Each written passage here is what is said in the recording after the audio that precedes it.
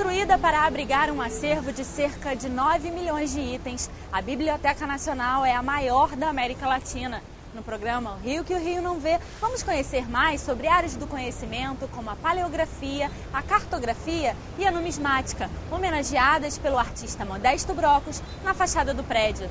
Quem nos ajuda a entender um pouco mais sobre tudo isso é o pesquisador e fotógrafo Luiz Eugênio Teixeira Leite. Tudo bem, Luiz? Tudo bem, Natália.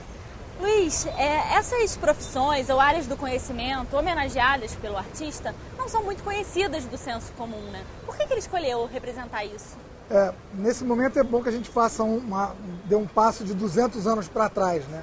Já existia em Portugal a Real Biblioteca, né? Que era uma biblioteca riquíssima, inclusive, para os padrões europeus, né?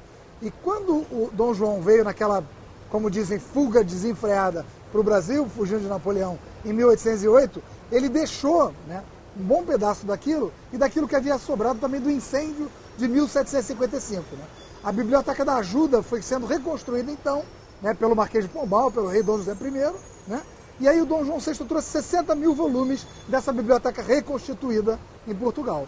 Esses 60 mil volumes não vieram imediatamente para esse prédio, claro, né? Vieram ali para onde ele ficou, né, perto da Igreja do Carmo, né, que era o Hospital do Carmo. Né? Isso foi em 1810. Né? Aí a biblioteca deu vários passeios pela cidade, esteve ali na Escola de Música da UFRJ, né? Hoje Escola de Música da UFRJ, e finalmente em 1910 ela veio aqui para esse majestoso prédio, foi construída para isso. E respondendo a sua pergunta, né? Na própria coleção portuguesa havia, né, um sem número de medalhas, né, de mapas, né, muita coisa cartográfica, né? E o Modesto Brocos, né, já interpretando esse acervo, resolveu fazer essa homenagem a todas essas áreas do conhecimento. E se a gente for se deter, então, sobre esse frontão que está lá no alto do prédio e que representa tudo isso que o Modesto Brocos quis homenagear, o que a gente vê de antemão nesse frontão? Esse frontão, né, no tímpano do frontão, né, tem é riquíssimo. Né? Tem 7 grupos escultóricos. Né? A gente vai ver que lá no centro dele tem a figura da República, né?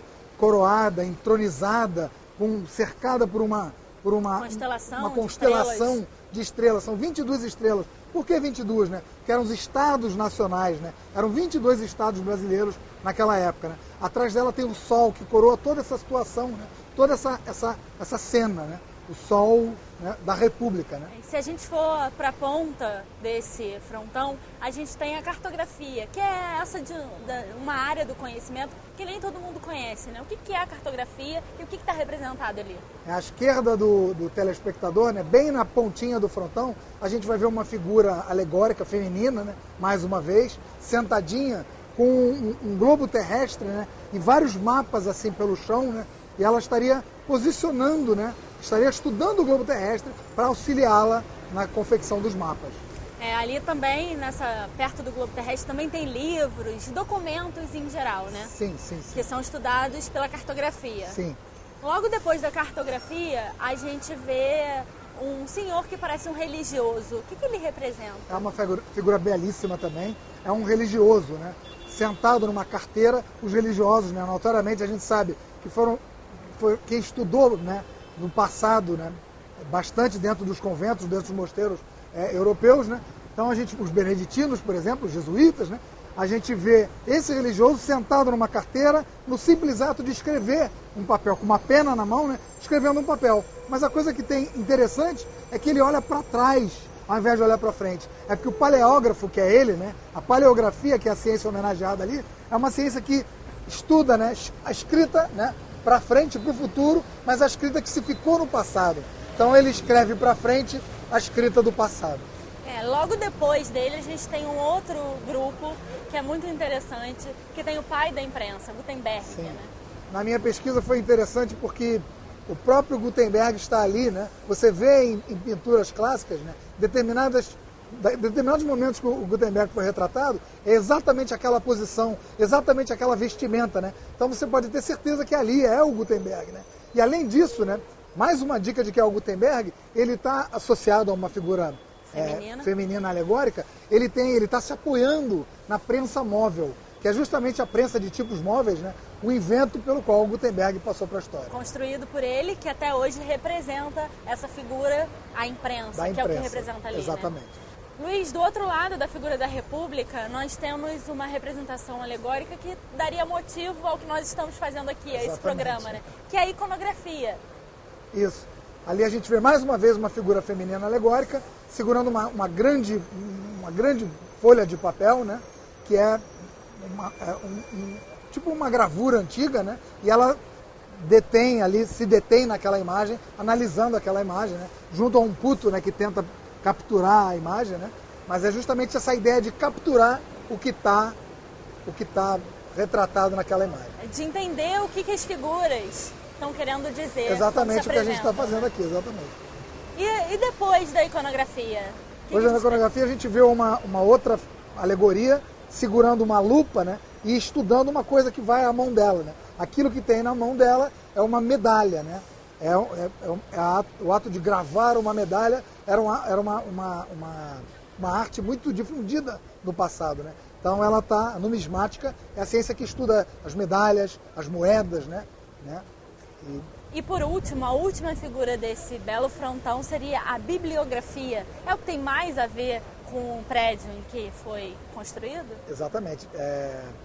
Mais uma vez, uma figura alegórica. Ela vai catalogando livros com a ajuda de um assistente, né? A gente agora já está na pontinha do tímpano, né? A gente vê esse assistente rebaixadinho assim, com uma estante junto dele, vários livros novamente ao chão e essa alegoria catalogando, seria a bibliografia.